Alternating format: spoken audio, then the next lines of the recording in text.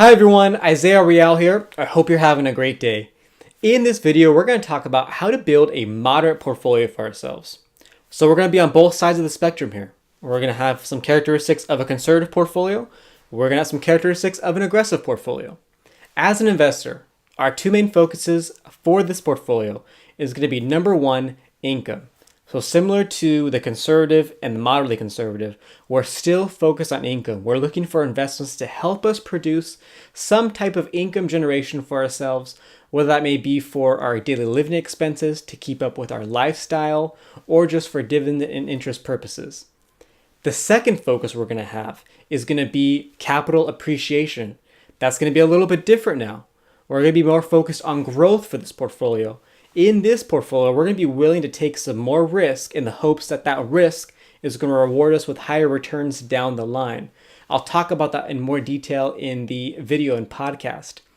But without further ado, let's go ahead and get started. I hope you enjoy. Thank you so much. Hi everyone, and welcome to the Real Sense podcast, where we bring you bite-sized advice to help you make real sense of money, the markets, and helping you create a legacy for you and your family. Wherever you may be, however you may be listening today, thank you for making us a part of your day. I'm your host, Isaiah Rial, financial advisor with Laguna Wealth Advisors. And in today's episode, I'm going to share with you how to create a moderate portfolio for yourself. So let's go ahead and get started.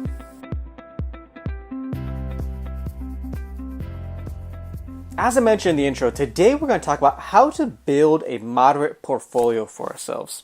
So in this episode, I'm going to share with you a few things. I'm going to share with you the 5 keys, so the 5 takeaways that you need to have to be able to build this portfolio for yourself. I'm going to share a template from Charles Schwab with you as to ideas of what type of investments that you can use for this portfolio, as well as the exact percentages of how much to put into each type of investment. In addition, I'm going to share with you what types of people tend to invest in this type of portfolio, and also to the outcomes. So when people invest in a portfolio like this, what tends to happen for them? What tends to be the outcomes?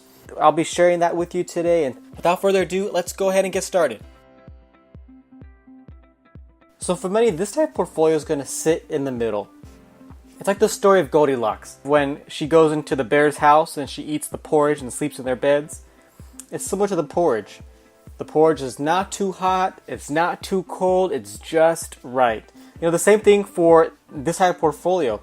It's not too aggressive, it's not too conservative, it's right there in the middle. So a moderate portfolio, it provides characteristics from both sides. So there's a little bit of aggressiveness to it with the equities, there's a little bit of conservativeness with it, with the fixed income side, which I'll share with you in more detail right now.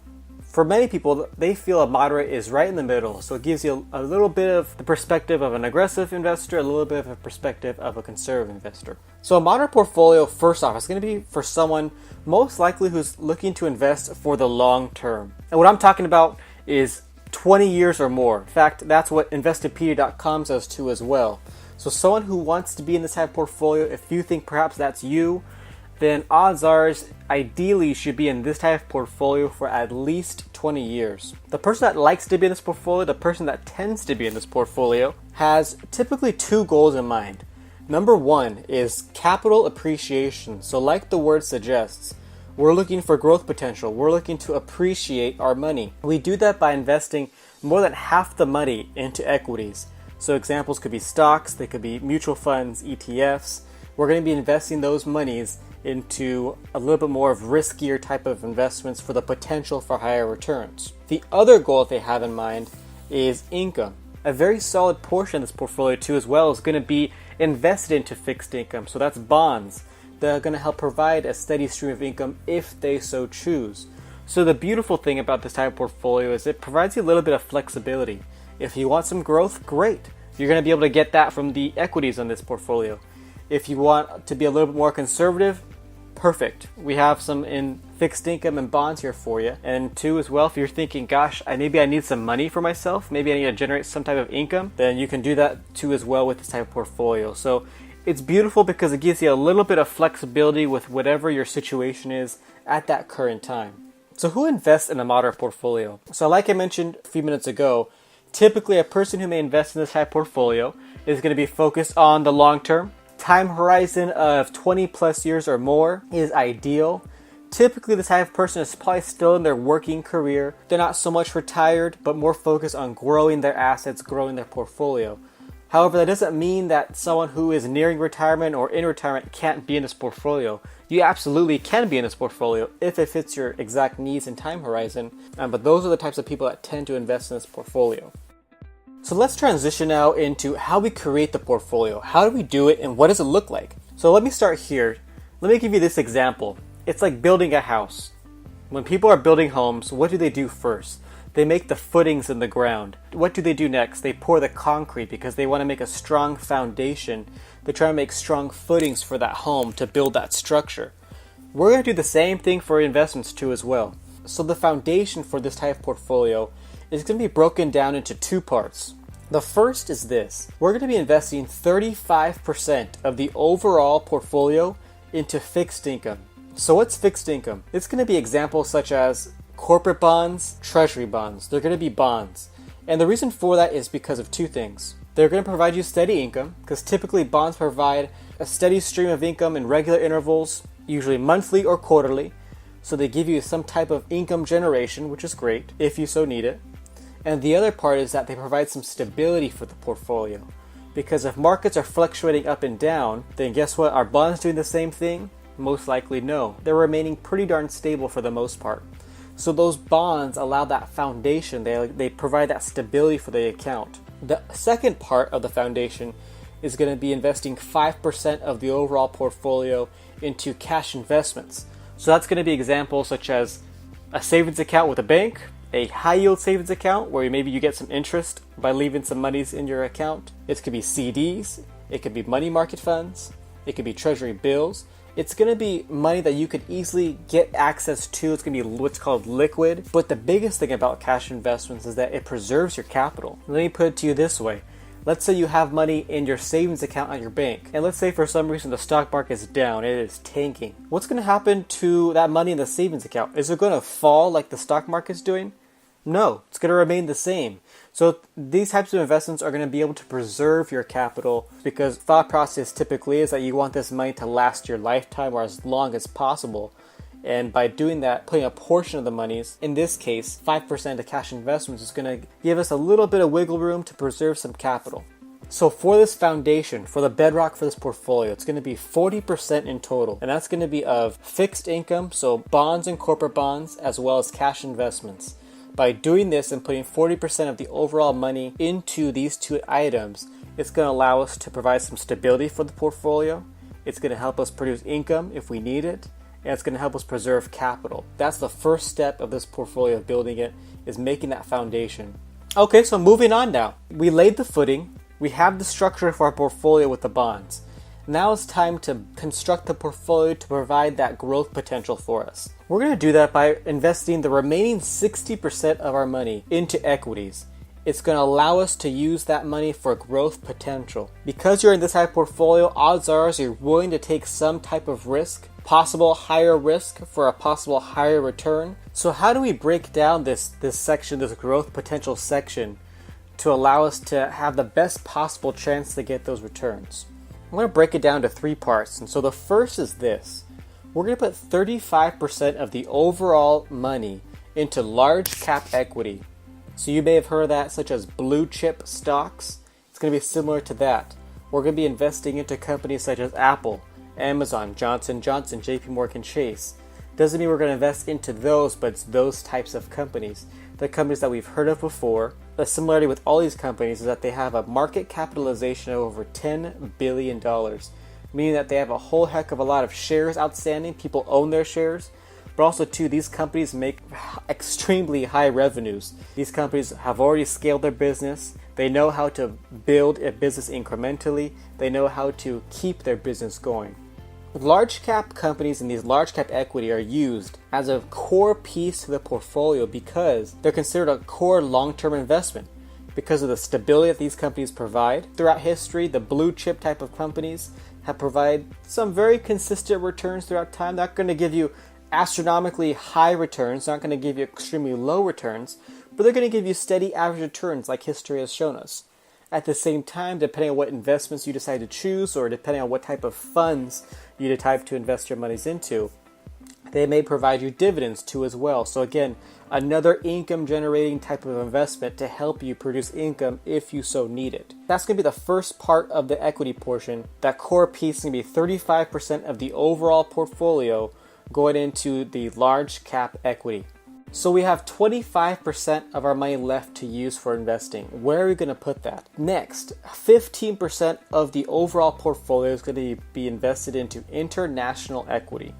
So investing in international equity is a positive thing for a few reasons. Number one, it gives you an opportunity to diversify your money. And not all your money is going to be invested here in America, but you have that possibility and opportunity to invest it overseas, perhaps in the developed economies around the world, in Europe, China, those types of areas. In addition, like the old adage says, don't put all your eggs in one basket. We're doing the same thing here. We're not going to put all of our money into one specific region of the world, such as America. We're going to put some monies overseas, abroad.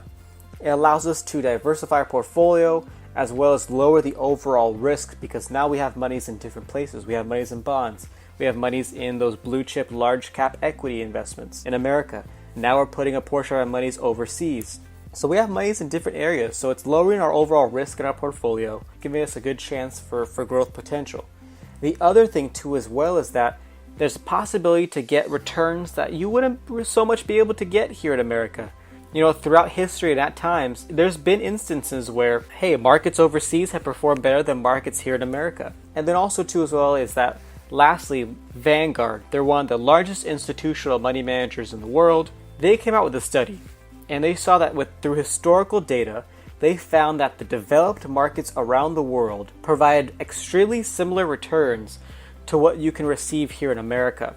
So again, that tells you these returns could be similar to what I would see here in America. Doesn't mean it's always going to be the case, but it could be. And lastly, we have 10% of our money left. What are we going to do with it?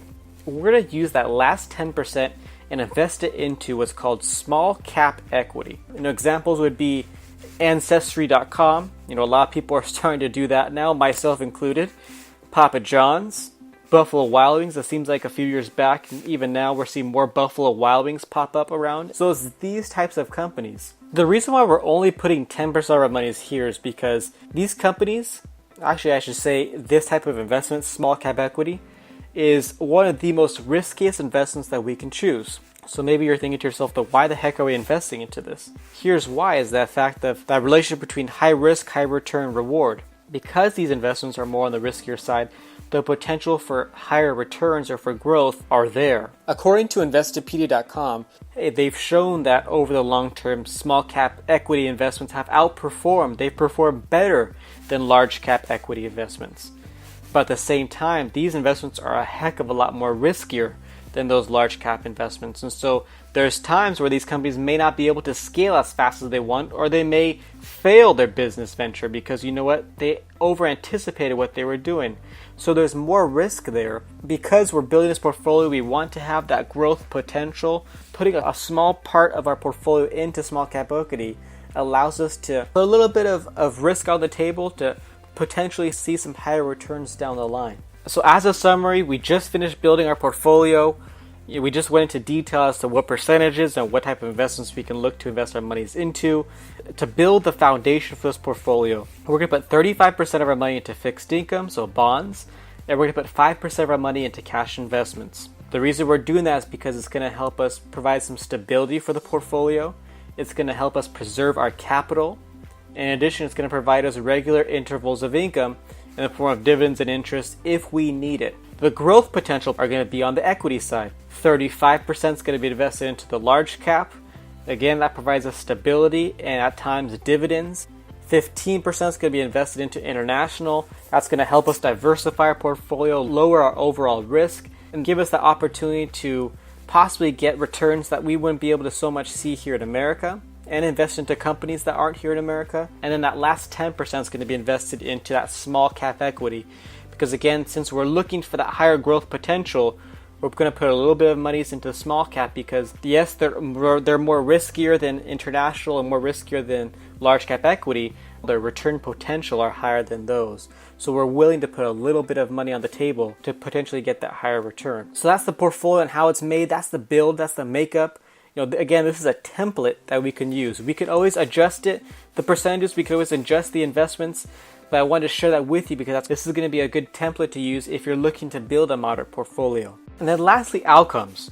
So if we are looking to invest in a portfolio like this, what type of possible outcomes can come of this? So overall in this portfolio, because we're investing this certain way, because we're putting more money into equities, we're willing to take a little bit more risk for that growth potential, we're going to see some more fluctuations in the value of your investments most likely.